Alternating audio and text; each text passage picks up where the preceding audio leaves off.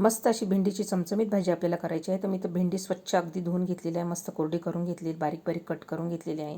आता गॅसवर आपल्याला एक कढई ठेवायची आहे व त्यामध्ये अशीच कोरडी आपल्याला 10 मिनटं परतवून घ्यायची आहे. 10 मिनटानंतर त्यामध्ये मस्त असं तेल टाकायचं आहे आणि परत परतवून मस्त आपल्याला लिंबू पिळून घ्यायचं आहे. आता ही भेंडी बघा एकदम छान परतवून झाली, हिला काढून ठेवायची आहे एका प्लेटमध्ये.